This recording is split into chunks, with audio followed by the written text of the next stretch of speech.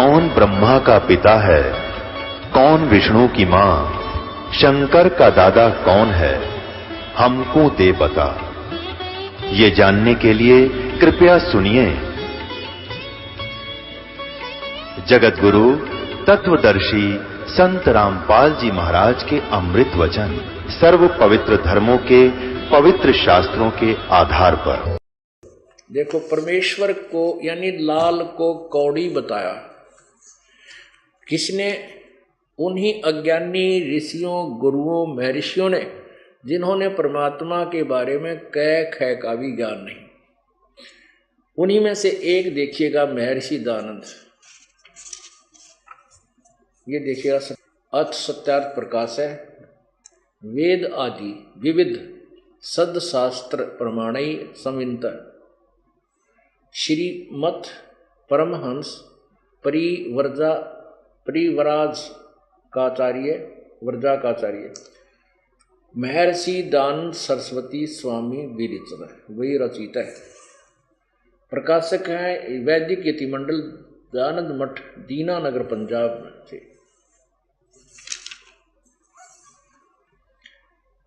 प्रकाशक है वैदिक यतिमंडल दानंद मठ, दीनानगर, पंजाब से।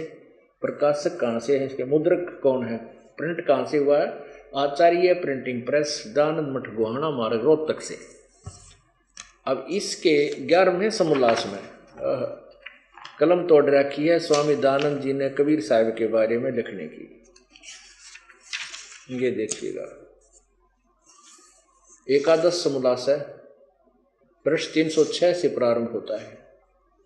ये सत्यार्थ प्रकाश है।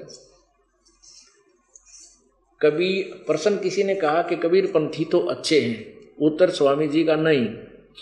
प्रश्न क्यों अच्छे नहीं, स्वामी जी ने से पूछा।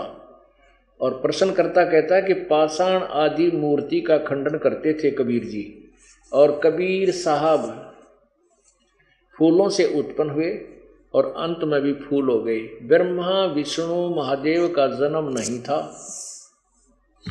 तब भी कबीर साहब थे बड़े सिद्ध। जिस बात को वेद पुराण भी नहीं जान सकता उसको कबीर जानता है। सच्चा रास्ता है सो कबीर ही ने दिखलाया है। इनका मंत्र सतनाम कबीर आदि है। उत्तर स्वामी जी का। प्रश्न करता तो बात बहुत निकट बोल रहा है, बहुत सत्य कह रहा है, और ये अड़ंगा करने में तुला हुआ था महर्षि दानंद। ये सत्य को झुठलाना इसका परम नियम था, सिद्धांत था। क्या लिखा है? उत्तर, पाषाण आदि को छोड़ पलंग, गद्दी, तकिए, खड़ाऊं, ज्योति अर्थात दीप आदि का पूजन पाषाण मूर्ति से न्यून नहीं। स्वामी जी कह रहे हैं कि तू पत्थर तो छोड़, वो तो पलंग यानी जिस पर कबीर जी बैठा करते, गद्दी, उसके तकिए, उसके खड़ाओं पर माथा टेकें, और वह ज्योत लावें, ओह ज्योति यानी हवन करें। ज्योति माने हवन, ज्योति दीप आदि का पूजन पाषाण आदि मूर्ति से न्यून नहीं, यानी पत्थर की पूजा से भी घटिया नहीं। क्या ये ज्योत भी लाना? अरे तरह गजब भैया।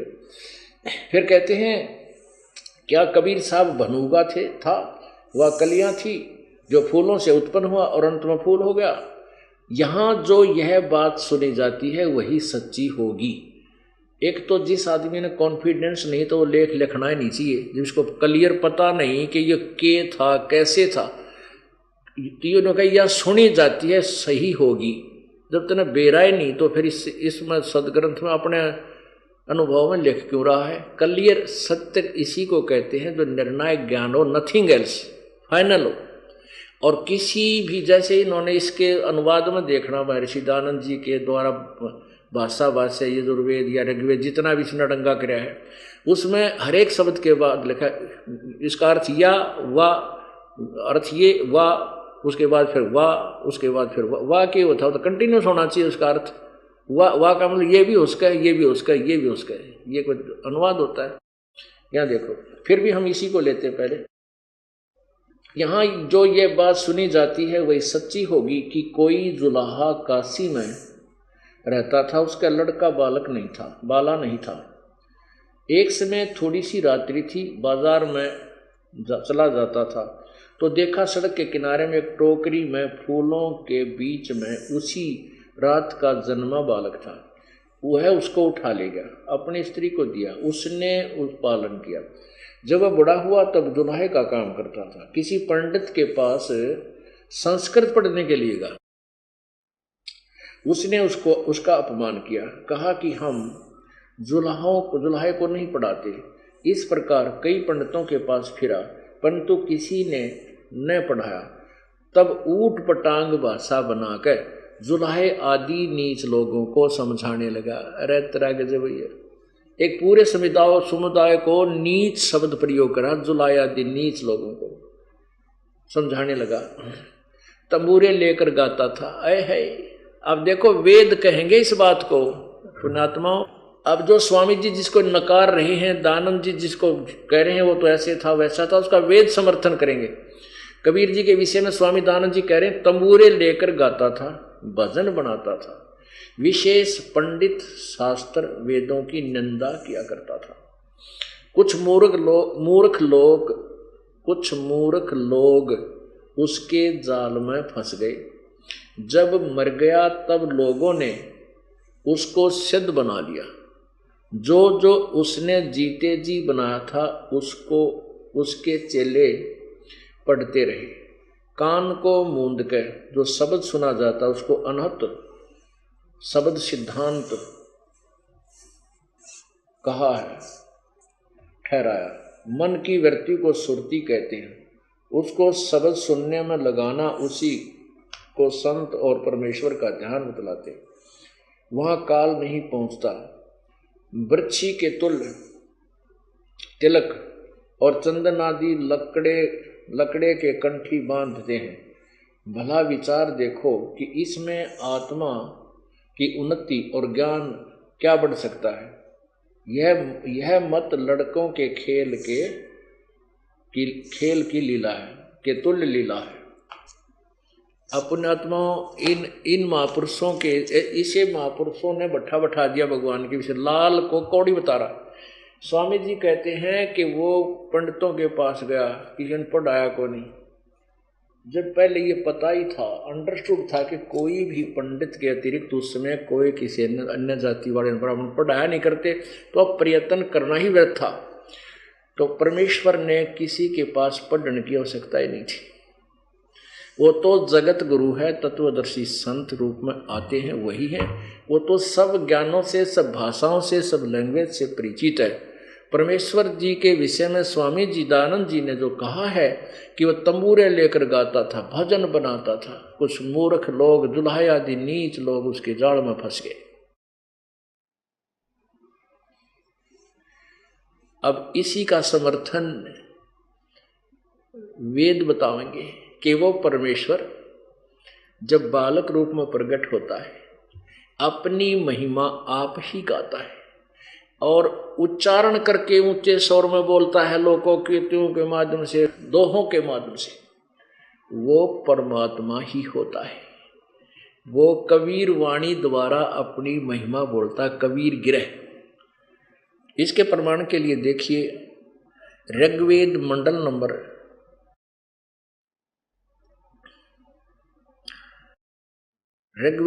नंबर 9 सूक्त नंबर 96 यानी 96 के मंत्र 16 से लेकर 20 तक, उसमें स्पष्ट ये भी किया है कि वो परमात्मा तीसरे धाम में रहता है।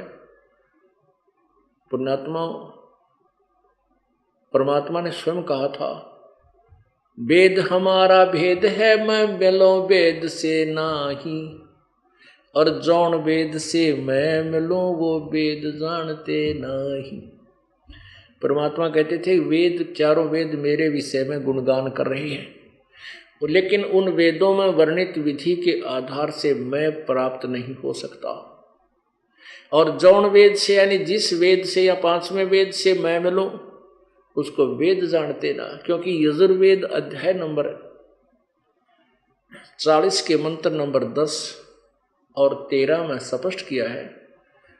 वेद ज्ञान दाता कह रहा है कि वो उस परमात्मा के विषय में कोई साकार यानी उत्पन्न होने वाला बताते हैं यानी साकार रूप में, कोई नए उत्पन्न होने वाला कहते हैं वो उसको निराकार बताते हैं। इसका यथार्थ ज्ञान भी तत्वदर्शी संत ही बताएगा, उनसे जाकर के वो ज्ञान सुनो। यही पवित्र गीता जी अध्याय नंबर 4 के श्लोक नंबर 34 में कहा है कि उस तत्व ज्ञान को जो परमेश्वर की वाणी में विद्यमान है, उसका यथार्थ ज्ञान है, साकार है प्रभु या निराकार है, उसको तत्वदर्शी संतों के पास जाकर सुनो, उनसे समझो। तो इससे सिद्ध हो गया कि वेदों और गीता से के ज्ञान से अलग कोई और ज्ञान है, उसको केवल तत्वदर्शी संत ही बता सकता है।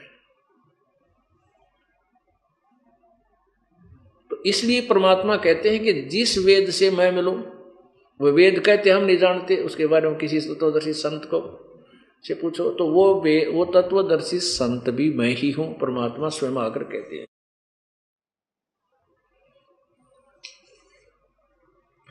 ये देखिएगा यजुर्वेद।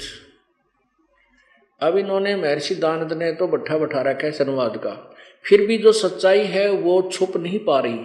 कहीं ना कहीं कहते हैं चोर चुरावे तुंबड़ी, तुम्बा एक फल होता है, मतीरा यो तरबूज पेठे जैसा, लेकिन वो सूखने के बाद इतना हल्का हो जाता है, बिल्कुल हल्का सा, और उस तुम्बे को कोई, उस तुंबड़ी ने कोई पानी में छुपाने लगे, चोर के किसी की चुरा कर पानी में छुपाने लगा, वो नीचे छोड़ का हुआ ऊपर पावे, वो छुपाना चाहे नीचे जाके गारा में दाबे वह ऊपर आ जा, उससे पहले ऊपर आवे। तो यहाँ कहते हैं चोर चुराई तुंबड़ी व गाड्डे पानी में, वो गाड्डे वह ऊपर आवे, न सच्चाई छानी ना, वो छुपाने की चेष्टा करता है न ऊपर आएगी। अब इस महर्षि दानद ने बैठाने की पूरी कोशिश की कि अपने अज्ञान को जो सत्यार प्रकाश में ठोक रखा है उसको वेदों से प्रमाणित कर दूं, लेकिन नहीं कर सके। बहुत से प्रमाण हैं, जैसे उन्होंने अपने 7वें समोल्लास में लिखा है, परमात्मा की उपासना से पाप नहीं कटते, स्वामी जी की अपनी छुरी है। और यजुर्वेद अध्याय नंबर 8 के श्लोक नंबर 13 में 6 बार लिख रखा है परमात्मा घोर पाप को भी काट सकता है, लेकिन वो छुपा नहीं सका क्योंकि उसमें 6 बार लिख रखा था। एक बार लिखा होता ना लाइन में तो अड़ंगा कर देता, जैसे हे लोगों जैसे मैं हवी प्रसिद्ध बिजली के फलान धकड़ कर अड़ंगा कर देता, लेकिन इसमें नहीं कर सका।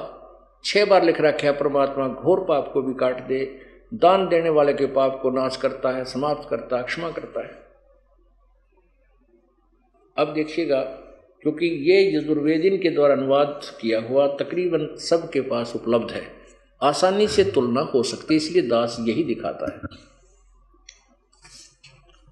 ये है प्रकाशक है आर्य प्रतिनिधि सभा 2/5 महर्षि दानद भवन, रामलीला मैदान, नई दिल्ली।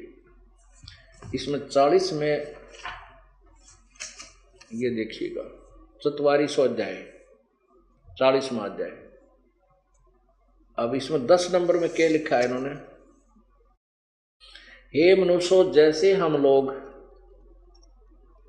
धीराणा माने मेधावी योगी विद्वानों से, धीराणा माने तत्वदर्शी संतों से, इन्होंने लिखा मेधावी योगी विद्वानों से वचन सुनते हैं, वे लोग हमारे प्रति विचक्षणे व्याख्या अनुपूर्वक कहते हैं, वे लोग संभवात संयोग अन्य कार्य से अन्यत एवं और ही कार्य का फल आहु कहते हैं, असंभवात उत्पन्न नहीं होने वाले कारण से अन्यत आहु कहते हैं, इति इस बात को तुम भी सुनो।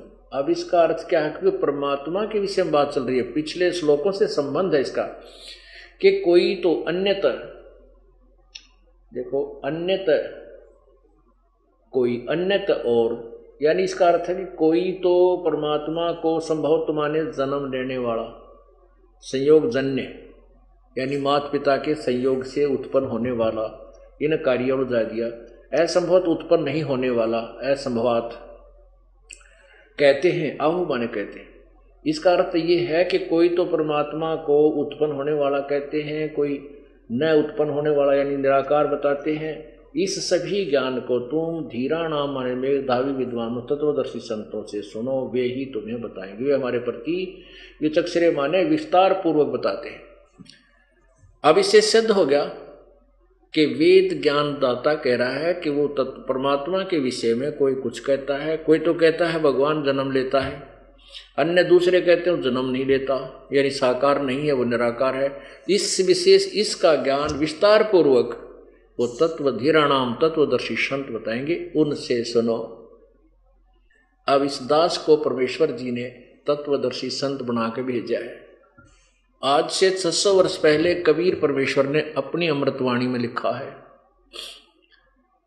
कि धर्मदास तो लाख दोहाई, ये सार शब्द और ये मूल ज्ञान ये कहीं बाहर ना जाए, ये तत्व ज्ञान अभी कहीं जिक्र ना करना।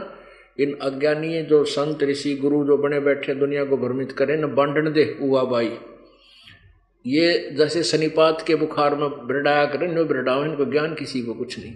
और आने दे वो समय, कहते हैं ये 12 पंथ काल में और चला दिए नकली, उन 12 पंथों में से अंतिम पंथ गरीबदास पंथ लिखा है। कबीर सागर में लिखा है कि उस 12वें पंथ में फिर हम ही आगे चलकर आएंगे और सभी पंथों को समाप्त करके एक ही मार्ग होगा। सब ये जो कुमार्ग है, अज्ञान है, उसको समाप्त करके केवल एक ही तत्व ज्ञान प्रचार करूंगा। अब दास को भेज दिया परमेश्वर ने, आप न आकर के मुझ दास को भेज दिया और ये पूर्ण रूप से तत्व ज्ञान मुझे प्रदान कर दिया। अब स्वामी दयानंद जी ने लिखा है कि वो तंबूरे लेकर गाता था। वेद कहते हैं वो परमात्मा आता है जब ऊंचे स्वर में आवाज लगा लगा कर जनसाधारण को अपना तत्व ज्ञान कविताओं के माध्यम से, लोकोक्तियों के माध्यम से सुनाता है, कबीर वाणी के माध्यम से सुनाता है। कबीर परमेश्वर जी जब शिशु रूप में कमल के फूल पर प्रकट हुए थे सन 1398 की ज्येष्ठ मास की पूर्णमासी को, उसके बाद उन्होंने 25 दिन तक कुछ भी आहार नहीं किया। जो मुंह बोले उनके माता पिता थे, जो नीरू और नीमा उनको लेकर गए थे, वो चिंतित हो गए थे और बच्चा कुछ खा नहीं रहा था लेकिन स्वस्थ खूब था। फिर वो परमेश्वर ने वो समस्या स्वयं ही हल की। नीरू नीमा जो थे ये पहले गौरी शंकर और सरस्वती नाम के ब्राह्मण थे। इनको जबरदस्ती मुसलमान बना दिया गया था। वो शिव शंकर के कट्टर पुजारी थे, फिर भी अंतःकरण से बुला नहीं सके थे शिवजी भगवान को। तो जब बच्चे ने 25 दिन तक आहार नहीं किया और उस बच्चे की प्राप्ति को भी उन्होंने भगवान शिव जी की ही देन समझा, तो भगवान शिव से रो रो कर प्रार्थना करने लगी। तब शिव जी अपने शिवलोक से चलकर ब्राह्मण रूप बनाकर, ऋषि रूप बना करके उस परमेश्वर कबीर जी के पास प्रकट हुआ।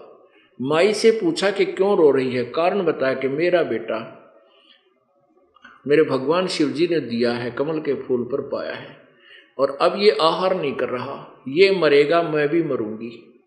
तब भगवान शिव जी ने कहा कि ला इस पुत्र को मुझे दे। कहाँ तेरा बेटा, ला उठा के ला। ज्यों ही वो माई उठाकर लाई और शिव जी यानी उस ऋषि जी के चरणों में डालना चाहा, ऐसे नीचे डाल दिया। डालने लगी तो एकदम बच्चा हाथ से उठकर और 4-5 फुट की ऊंचाई पर ऐसे आसमान में स्थिर हो गए, यानी हवा में स्थिर हो गए। तब शिव जी ने वहीं से ग्रहण किया और फिर 7 बार चर्चा हुई दोनों भगवानों की। अब शिव जी नहीं पहचान सके ये कौन शक्ति है, उन्होंने कोई सिद्ध पुरुष समझा उसको। तो परमेश्वर ने, कबीर जी ने कहा कि शिव जी इसको कहो माई से कि एक कुंवारी गाय लावें और उसका दूध मैं पीऊंगा, आप उसके ऊपर थपकी लगा देना, वो दूध दिया करेगी। तो ऐसे ही भगवान शंकर जी ने, विष्णु शिव जी ने ब्राह्मण रूप में उस माई से कहा कि आपके पति को बुला। जब नीरू आ गया उससे कहा कि कुंवारी गाय ला और एक कुम्हार के घर से स्वच्छ पात्र लाना, छोटा सा यानी मिट्टी का पात्र, वो सारा काम हो गया तो शिव जी ने उनके कमर पर हाथ मारा, माई उस बछिया के, कुंवारी गाय के लंबे लंबे सतन हो गए और दूध अपने आप धार बहगी और वो पात्र भर गया जो 2-3 किलो का था, उस समय बंद हो गया। प्रतिदिन वो गाय दूध देने लगी और परमात्मा उस दूध को पीने लगे। अब ये आज नहीं, 250 वर्ष पहले, 600 वर्ष पहले ये घटना घटी और गरीबदास साहेब जी ने अपनी वाणी में परमेश्वर की महिमा में लिखा हुआ है और इसी का समर्थन अब पवित्र वेद कह रहे हैं कि जब वो परमात्मा शिशु रूप में प्रकट होता है, उसकी परवरिश एक लीला में परवरिश एक कुंवारी गायों के द्वारा होती है। अब देखो ऋग्वेद मंडल नंबर 9 सूक्त नंबर 1 मंत्र नंबर 9, ये देखिएगा ऋग्वेद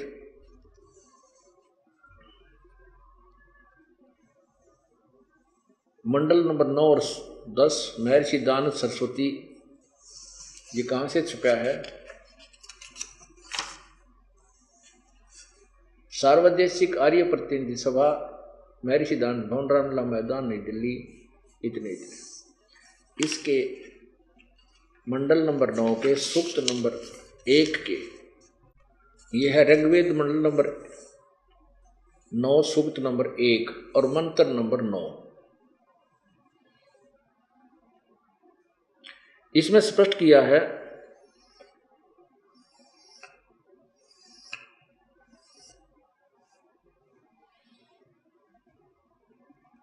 अब देखिएगा, अभी इमं अधन्या उत्सृणति धेन्व शिशुम सोम इंद्राय पात्वे। इमं माने उस, सोम माने सोम स्वभाव वाले श्रद्धालु पुरुष को, इसका अर्थ है सोम माने अमर परमेश्वर को, सोम माने अमर परमेश्वर को, शिशुम कुमार अवस्था में ही सब प्रकार से अधन्या धेन्व, अधन्या माने अहिंसनीय, अधन्य माने बिना धनाई, अपने लोकल लैंग्वेज में कहा करें बिना धनाई जो कभी भी, और अभी माने पूर्ण रूप से, पूर्ण रूप से कभी भी धेनु जो गाय सांड के द्वारा परेशान ना कभी भी, अभी माने सब प्रकार से यानी पूर्ण रूप से कभी भी, अहिंसनीय धेनु माने गौवें, अधन्य अभी अधन्य पूर्ण रूप से अहिंसनीय यानी बिना धनाई जो कभी परेशान ना की गई हो सांड के द्वारा, गौएं यानी कुंवारी गौएं तृप्त करती हैं ऐश्वर्य की वृद्धि के लिए, अथवा उक्त श्रद्धालु पुरुष को, उक्त श्रद्धालु कौन है? उक्त वेदों भगवान का जिक्र है, कोई वो श्रद्धालु का जिक्र है, कोई हो उक्त यानी उस शिशु रूप में, शिशु माने शिशु रूप में प्रकट, कुमार अवस्था में प्रकट परमात्मा को, श्रद्धालु को अहिंसा वाणी लिख दी, ऐश्वर्य की प्राप्ति के लिए संसर्ग की जाती है।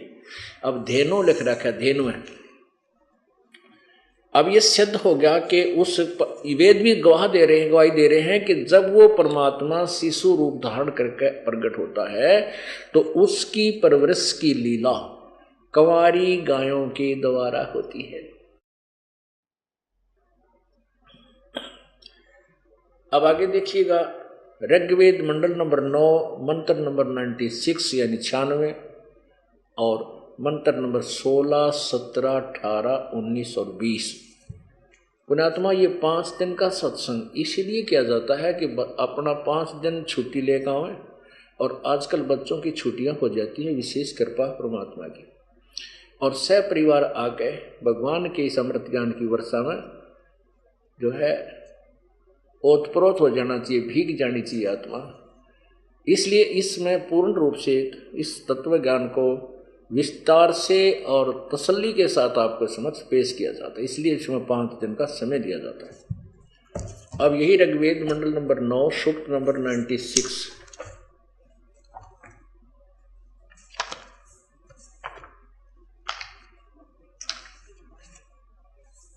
ये देखो मंडल नंबर 9 सूक्त 96 यानी 96 और मंत्र 16 में, इसमें वेद ज्ञान दाता प्रश्न कर रहा है, परमात्मन हे पूर्ण परमात्मा, गोहम चारु, यह सर्वश्रेष्ठ नाम, ये ब्रैकेट में संस्कृत है, इसमें सब अयुध है। अयुध माने होता है हथियार, शस्त्र। सतोत्तर भी, पुय माने गुह चारु नाम, अभिवाजन सप्तरी सर्वस्यामी सरसाभी, पायो भी गा देव सोम। इसका अर्थ क्या कि हे परमात्मन, सर्वोपरि रहस्य यानी चारु श्रेष्ठ नाम जो तुम्हारी संज्ञा है। इसका सीधा अर्थ है कि आपका जो श्रेष्ठ नाम है, आप किस नाम से जाने जाते हैं, अभर्ष उसका ज्ञान कराएं। सतोत्तर भी, पुयमान है, आप उपासक लोगों के सतुयमान हैं। सवायुध है, अपने स्वाभाविक शक्ति से युक्त हैं और विद्युत के समान ऐश्वर्य के सम्मुख प्राप्त कराइए। हमको प्राणों की विद्या का वेता बनाइए। हे सर्वशक्तिमान परमेश्वर, देव मन परमेश्वर, हमको गा इंद्रियों नियमन का ज्ञाता बनाइए। अब यहाँ देखो, इसमें प्रश्न किया है कि आपका जो श्रेष्ठ नाम है ना, उसको बताइए। अब इसमें बताया वो नाम। अब वो नौवें सूक्त मंडल का मंडल नंबर 9 और सूक्त नंबर 1 का मंत्र नंबर 9 में जो शिशु का जिक्र किया था कि वो परमात्मा जो शिशु रूप में प्रकट होता है तो उसका कुंवारी गायों से प्रवेश होती है, उसी शिशु की यहाँ बात आती है। जब वो परमात्मा शिशु रूप में प्रकट होता है जानबूझकर अपने ज्ञान को प्रदान करने के लिए,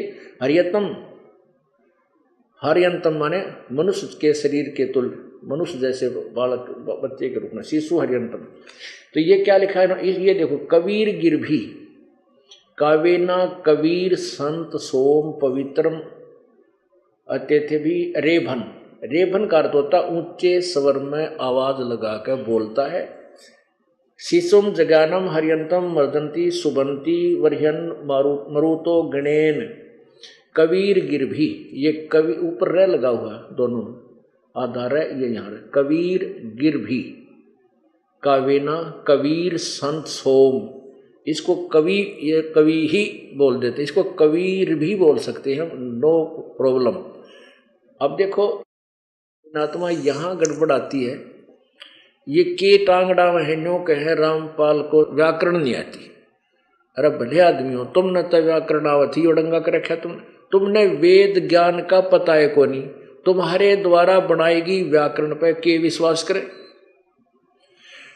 अब जिस आदमी ने भगवान के बारे में मेरा ना वेद का अर्थों का अनर्थ कर दिया, उस व्याकरण अपने द्वारा बनाएगी व्याकरण से, तो उस व्याकरण को भी अब चेंज करना होगा अगर कहीं त्रुटि युक्त है, क्योंकि अब तत्व ज्ञान सामने आ रहा है।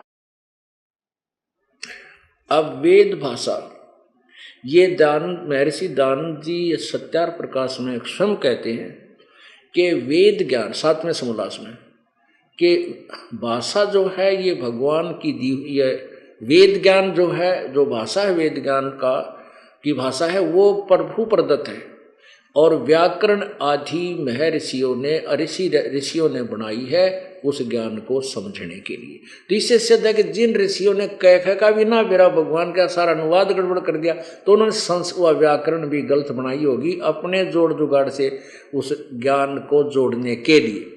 इति सिद्धम के इनके द्वारा बनाएगी व्याकरण भी कंप्लीट नहीं है, पूर्ण नहीं है, तो उसको सेट कर लेंगे। अब देखिएगा ये 16वें का अब 17वां देखो, अपने नाम के बारे में बताया भगवान ने। शिशु जगानम हरियंतम शिशुम, इन्होंने इसका अर्थ क्या किया है, उस परमात्मा को, इसका लिखना चाहिए जो शिशु रूप में प्रगट परमात्मा को, जो सदा प्रगट है, जो अत्यंत कमनीय है, उसको उपासक लोग बुद्धि विषय करते हैं और उसकी स्तुति द्वारा उसके गुणों का वर्णन करते हैं। और विद्वान लोग मरुतः माने विद्वान, वरहिन उस गतिशील परमात्मा का, गतिशील माने चलता फिरता अपनात्मा, अगर इसको एक देशीय नहीं है भगवान यूं कहें। अब क्या कहते हैं वो कि परमात्मा एक देशीय नहीं है, साकार नहीं है, तो यहाँ गतिशील कैसे होगा? जब सर्वव्यापक है, वो तो व्यापक है, उसने अल्लन की, टलन की, आण की, जान की क्या आवश्यकता? वो तो सर्वव्यापक है, तो वो सर्वव्यापक है। तो वेद तो कह रहे हैं वो गतिशील है, वो आता और जाता रहता है, अतिथि रूप भी धारण करता है। अब ये क्या बता रहे हैं? उस गतिशील, ये 17वां श्लोक है, उस गतिशील परमात्मा का गुणों के द्वारा वर्णन करते हैं।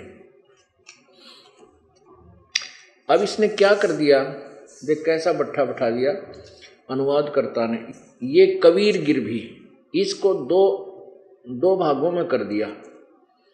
कवि माने कवि लोग, गिरभी माने वाणी द्वारा। अब इसको कबीर गिरभी को इकट्ठा कर लें हम, इसको इकट्ठा एक ब्रैकेट में लिख लें और इसको लिख दें कबीर वाणी द्वारा। हम कबीर को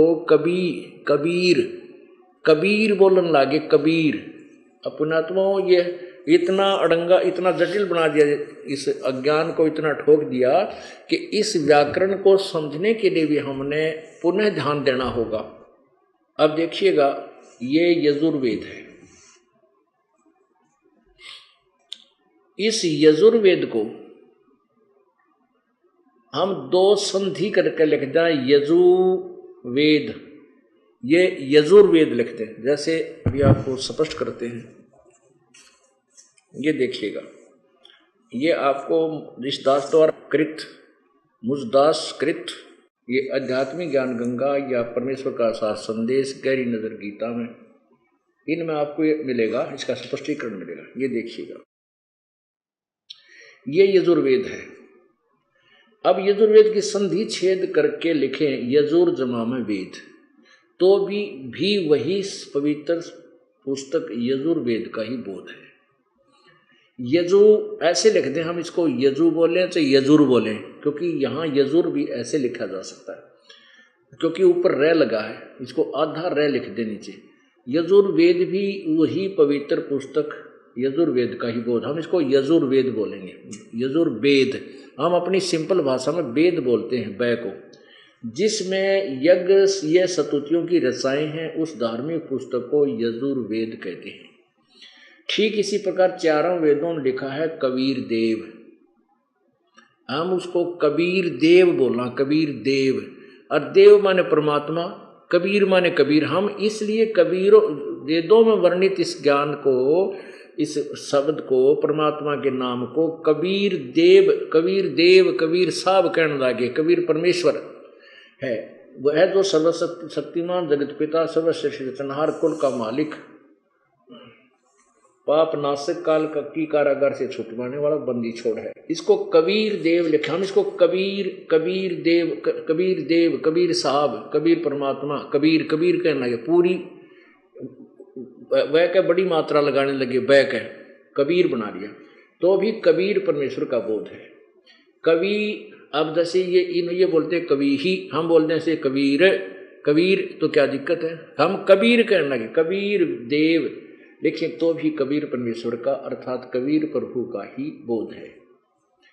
इसलिए कबीर देव उसी कबीर साहब का बोध करवाता है, उस सर्वशक्तिमान अजर अमर प्रभु के बारे में। अब देखो, इस तत्व ज्ञान को समझने के लिए हमने बहुत कुछ समय भी लगाना पड़ेगा, और निष्पक्ष भाव से, यानी कति ये ना सोचें कि मैंने जो ज्ञान था वो ही सही है। ज्ञान तो आपका ना मेरा, ये ज्ञान तो सदग्रंथों का है और परमात्मा का दिया हुआ है।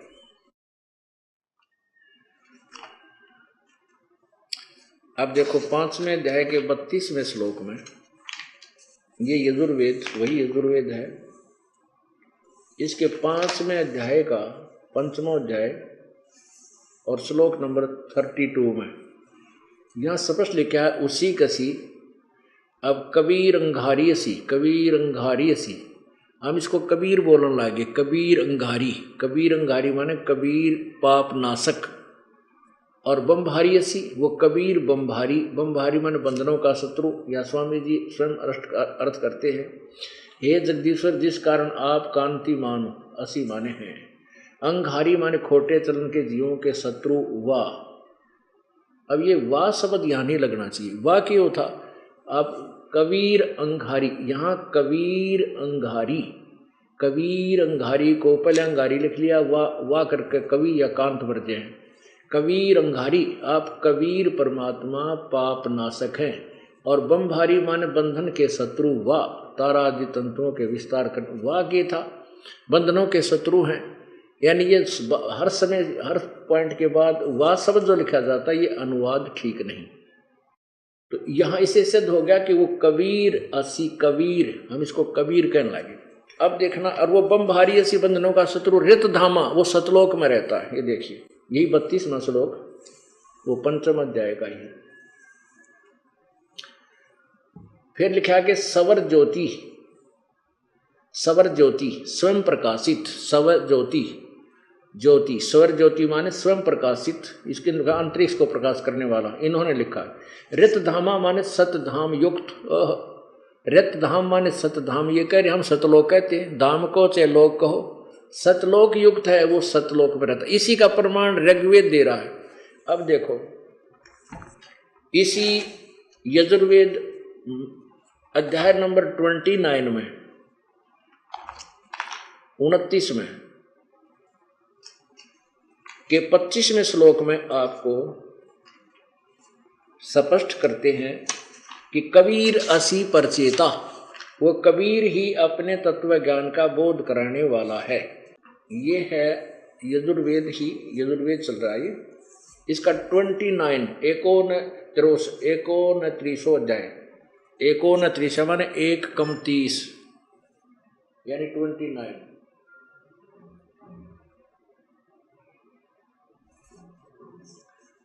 इसमें स्पष्ट लिखा है, समीधो अधय मनुष्यो दोरोणे देवो देवान यजसी जात वेद च आ वह मित्र मह चिकतवान त्वम दूत है कबीर असी परचेता। अब यहाँ कबीर, हम इसको कबीर असी, कबीर है, परचेता माने ज्ञान बोध कराने वाला, दूत माने अपने, चिकतवान माने समस्त ज्ञान को लेकर आने वाला, एक दूत रूप में संदेशवाहक रूप में, वह माने आने वाला, वो कबीर असी परचेता, वो कबीर ही है पर जो है हमें बोध कराने वाला। ये कबीर शब्द है, इसमें इसको हम कबीर बोलने लगे। कबीर कबीर ये यहाँ अगर कवि अलग शब्द लिख देंगे, इन्होंने कवि लिख दिया कवि, तो यहाँ यजुर्वेद की तरह कबीर असी, वो कबीर देव ही भगवान स्वयं दूत बनकर आता है। वह माने कुछ लेकर आने वाला संदेशवाह, दूत माने संदेशवाह, चिकितवान माने अपने समस्त ज्ञान का, वो मित्र में है, वो परमात्मा हमारा जो सच्चा साक्षी साथी है वो मनुष्य रूप में प्रकट होता है। तो अब ये 2 मिनट का सत्संग आप और सुनिए। ये देखो, अब ऋग्वेद मंडल नंबर 9 सूक्त नंबर 96, अब 16वां श्लोक आपने सुन लिया। इसका मंत्र 17वें मंत्र में हम चल रहे हैं। शिशु जगानम, शिशु रूप में प्रगट, शिशु माने बालक रूप में, अर्यंतम माने मनुष्य के बच्चे के रूप में जानबूझकर प्रगट वो परमात्मा, उसके विषय में लिखा है कि जगा पर शिशु माने उस परमात्मा को, ये इन्होंने अपना कुछ और जोड़ने की चेष्टा की है, लेकिन यहाँ से अनुवाद उस परमात्मा को जो सब सदा प्रगट है, ये प्रगट होता है, इसका अर्थ ये होता है वास्तव जो अत्यंत कमनीय है, उसको उपासक लोग बुद्धि विषय करते हैं और स्तुतियों के द्वारा गुणों का वर्णन करते हैं। मरुता माने विद्वान लोग उस गतिशील परमात्मा का गुणों के गुणों द्वारा वर्णन करते हैं। अब यहाँ कवि गिर भी लिख दिया, ये कबीर गिर भी, कबीर वाणी, कबीर देव की वाणी, कबीर प्रभु की वाणी द्वारा, काव्यन कविताओं से उसकी स्तुति करते हैं। सोम पवित्रम, सोम यानी सोम स्वरूप पवित्र वह परमात्मा कारण अवस्था में अति सूक्ष्म प्रकृति को रेभन सन गरजता हुआ अतिक्रमण करता। अब रेभन माने ऊंची आवाज में बोलना, रेभन गरजता हुआ। अब ये वाणी का जिक्र चल रहा है, आड़ा कहते अतिक्रमण करता है, यानी कति अनर्थ कर डाला। इसका वास्तविक अर्थ क्या है ये दास बताएगा। फिर भी आगे देखिएगा, ये कहते हैं भगवान निराकार है और वेद कहते हैं वो साकार है और तीसरे धाम में विराजमान है। ऋग्वेद मंडल नंबर 9 सूक्त नंबर 96 का मंत्र 18, इसका अनुवाद यहाँ देखें, इन्हीं के द्वारा किया हुआ। दास ने अलग किया है, ये इन्हीं के द्वारा किया हुआ है। सोम स्वरूप परमात्मा यानी अमर परमात्मा, पालन की इच्छा करता हुआ जो महान वह परमात्मा, देवयान और पितरान इन तृतीयम धाम दोनों से पृथक तीसरा जो मुक्ति धाम है उसमें विराजमान जो ज्ञान योगी है। अड़ा भी चल गए, यहाँ परमात्मा करते हैं, यहाँ विराजमान ज्ञान योगी अड़ा दिया। उस दयानंद की उस अच्छी सोच को इनका ध्यान में आगे को हो, वो तो एक जगह तो कोई नहीं बताया उसमें, और वेद बता रहे एक स्थान पे। तो यहाँ तो स्पष्ट करते आ रहे हैं जो सोम रूप परमात्मा पालन की इच्छा करता हुआ है, जो महान वह परमात्मा, देवयान और पितरान तृतीय धाम, देवयान और पितृयान इन दोनों से पृथक तीसरा जो मुक्ति धाम है उसमें विराजमान है। ये परमात्मा जिक्र है ना, अड़ा दिया। विराजमान जो ज्ञान योगी है उसको प्रकाश करने वाला और अरे तरह गजब हुई सत्वमान है आदि आदि। पुण्यात्मा इन क्या का बेरा था को नहीं हुआ भाई। जैसे किसी ने मौखिक ज्ञान रामायण का ना हो, भगवान श्री रामचंद्र जी की जीवनी का ना हो, और वो श्री वाल्मीकि जी कृत संस्कृत वाली, और संस्कृत कोई जानता हो परदेसी विदेशी, संस्कृत समझ ली उसने, और उस वाल्मीकि जी कृत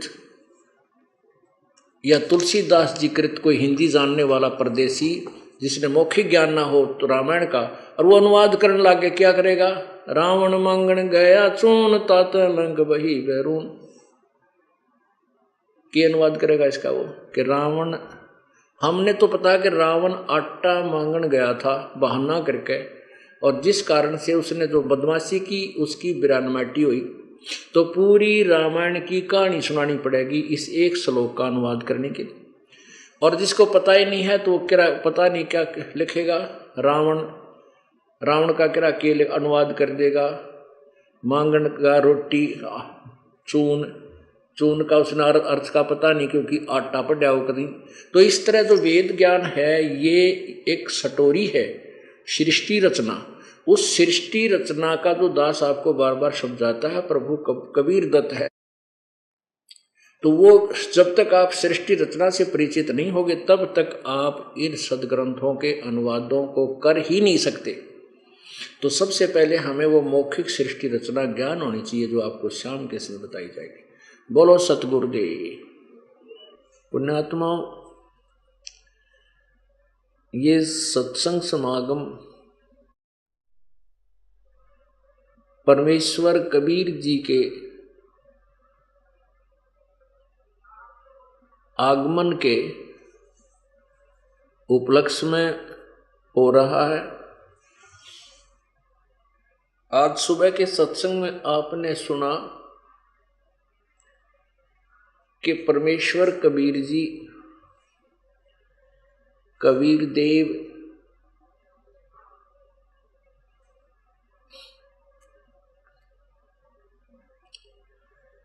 अपने तत्व ज्ञान का प्रचार करने के लिए, अज्ञान को हटाने के लिए, जो अज्ञान काल के दूतों ने, काल के संदेश वाहकों ने, नकली गुरुओं ने, नकली महर्षियों ने जो अज्ञान, आध्यात्मिक अज्ञान फैला रखा होता है, उस अज्ञान का नाश करने के लिए परमेश्वर इस काल के लोक में स्वयं ही प्रकट होते हैं। परमात्मा चारों युगों में आते हैं और एक तत्वदर्शी संत की भूमिका करके एक पूरा जीवन रहते हैं। उस दौरान वे अपने तत्व ज्ञान का प्रचार करके जगह जगह पर जाकर के स्थान स्थान पर खड़े होकर के ऊंचे स्वर में उच्चारण करते हुए अपने तत्व ज्ञान को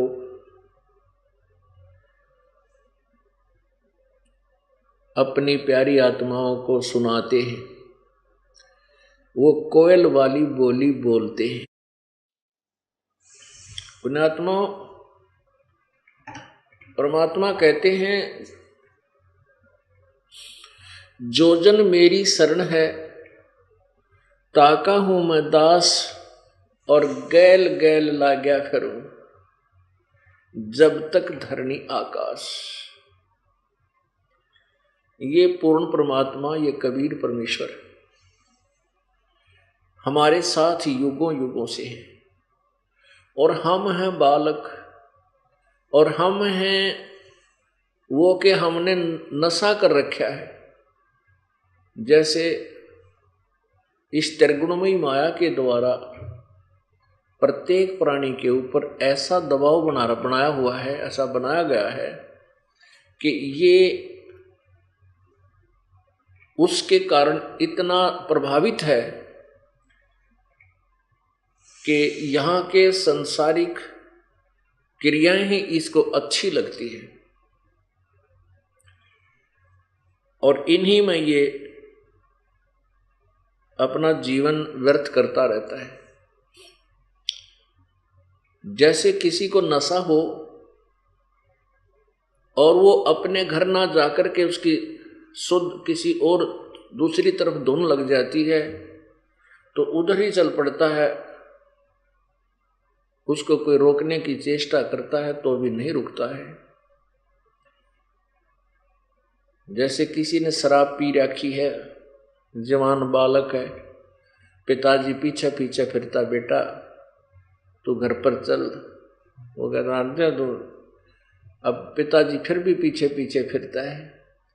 वो कहीं गिर जाता है, कहीं ठोकर खाता है, कहीं कीचड़ में पड़ जाता है और पिता कमजोर है बेचारा, उठा नहीं पा रहा उसको अकेला। तो ऐसे समझो कि हमारी स्थिति ऐसी है कि हमने इस काल की भांग पी रखी है। यहाँ के सुख सुविधा जो कति नकली हैं, अस्थायी हैं और क्षण का पता नहीं, अक्षण का पता नहीं ये हमारे साथ हैं कि नहीं, कार और कोठियाँ। फिर भी हम अंधे हो करके और इन्हीं के पीछे पड़े हुए हैं और परमात्मा हमारे पीछे पीछे पड़ा हुआ है। वो हमें कहता है कि ये तेरा घर नहीं, ये तेरी संपत्ति नहीं, ये तेरा परिवार नहीं, यह तेरा घर बार नहीं है, ये तेरा स्थायी स्थान नहीं है। तू भक्ति कर और एक स्थान है जहाँ तू जाने के बाद कभी मृत्यु को प्राप्त नहीं होगा, वहाँ तुझे स्थायी स्थान प्राप्त होगा, वहाँ चल। हम एक बार तो प्रभावित होते हैं, थोड़ी सी सुन लेते हैं, फिर उसी सपीड़ते इसी काल के जाल में ही उलझे रह जाते हैं। परमात्मा इतने दयालु हैं कि हमें फिर रह रह कर आकर के चेताते हैं और अपने निज घर की जानकारी, निज घर का संदेश देते हैं। तो वो परमात्मा चारों युगों में आते हैं।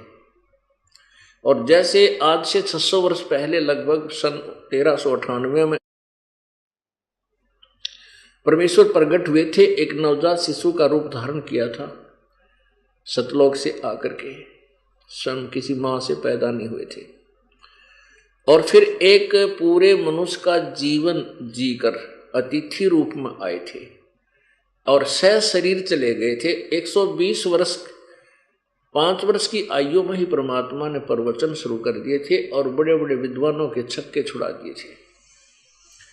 जो वेदों के ज्ञाता कहलाते थे उनके पास जवाब नहीं था, जैसे आज जवाब नहीं किसी के पास। वही ज्ञान दास सुना रहा जो परमात्मा 600 वर्ष पहले सुनाया करते थे। आज किसी के पास इसका उत्तर नहीं है जो दास प्रश्न करता है।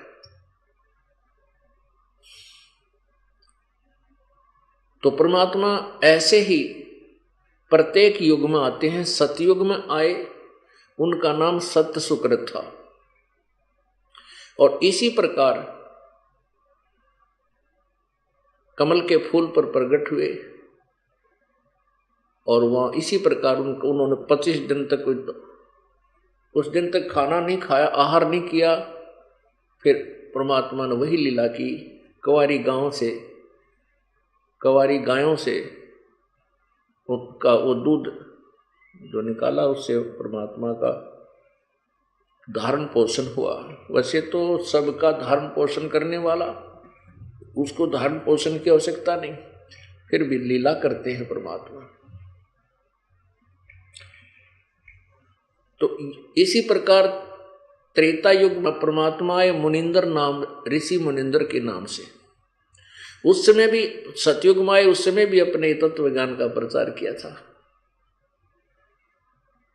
त्रेता युग में मुनिंदर रूप में आए, तब भी एक जीवन ऐसा ही जी करके अपने तत्व ज्ञान का प्रसार किया था।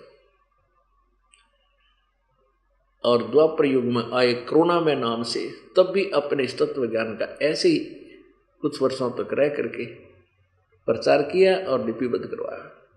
और कलयुग में परमात्मा उसी प्रकार आए और अपने तत्व ज्ञान का प्रचार किया और लिपिबद्ध करवाया, जो आज हमारे काम आ रहा है।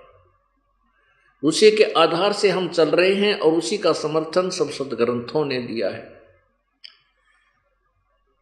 अब जैसा कि आपने वेदों के प्रसिद्ध, वेदों के कथित ज्ञाता, सुप्रसिद्ध और कथित महर्षि दयानंद जी के विचार सुने परमेश्वर कबीर जी के बारे में, सत्यार्थ प्रकाश जो उनके द्वारा रची गई अनुभव की एक पुस्तक है, उसके 11वें समोल्लास में उन्होंने क्या कहा है कि कबीर अशिक्षित था, किसी पंडित के पास संस्कृत पढ़ने के लिए गया, उसने मना कर दिया। ऐसे 2-4 पंडितों के पास फिरा, किसी ने उनको नहीं पढ़ाया, तो ऊट पटांग भाषा बना के और तंबूरे लेकर गाता था। कुछ नीच जुलाहे उसकी जाल में फंस गए। देखो, महर्षि और एक जाति समुदाय को और नीच शब्द प्रयोग किया। अब समाज सुधारक के ये शब्द होया करते हैं, ऊंच नीच कोई जाति से नहीं। परमात्मा कहते हैं कर्म कुकर्म कहाँ में दोई, ऊंच नीच इस विध है लोई। बुरे कर्म करने वाला चाहे ब्राह्मण हो वो नीच है, और अच्छे कर्म करने वाला भले शूद्र है वो उच्च है। संत ऐसे जो है ना ऊंच नीच की परिभाषा बताते हैं। और ये क्या बता रहे, जबकि ये खुद कह रहे हैं कि ऊंचे स्वर में गाता था, वो क्या जाना उठपटांग बनाता, और उसका समर्थन वेद कर रहे हैं कि जब वो परमात्मा आता है लोकोक्तियों के माध्यम से, काव्यों के माध्यम से, कविताओं के माध्यम से ऊंचे स्वर में आवाज लगा लगा के अपने तत्व ज्ञान कबीर वाणी का प्रचार करता है। क्या कहते हैं, चारों युग में हम पुकारे कूक कहा हम हेल रे, हीरे माणक मोती बरसे ये जग चुगता डेल रे। और खुद कह रहे भगवान में 4 युगों में आते हैं और आवाज लगा लगा कर कहते हैं कि हम तत्व ज्ञान रूपी यथार्थ भक्ति मार्ग रूपी हीरे और मोतियों की वर्षा कर रहे हैं। और ये भोली भाली जनता, श्रद्धालु लोग कंकर पत्थर इन डलों को ढो रहे हैं, ये शास्त्र विरुद्ध साधनाएं कर रहे हैं। तो इससे सिद्ध हुआ कि कबीर परमेश्वर के बारे में जो विचार अभी तक हमारे को दिए गए थे वो सारे गलत थे, सभी के गलत थे। केवल परमेश्वर की अपनी महिमा जैसे गरीबदास साहिब ने सुनाई और कबीर जी के बारे में कबीर सागर में जो लिखा हुआ है, धर्मदास जी ने जो लिखा वो सत्य है।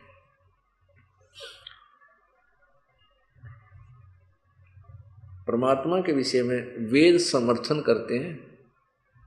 आज सुबह के सत्संग में आपको सुनाया था, लेकिन वो पूरा नहीं कर पाए, समय का अभाव था। अब उसको विस्तार से आपके समक्ष पेश करेंगे। पुण्यात्माओं, परमात्मा प्राप्ति करना कोई कठिन काम नहीं है। बहुत ही सबसे सिंपल, सबसे आसान है परमात्मा का पाना।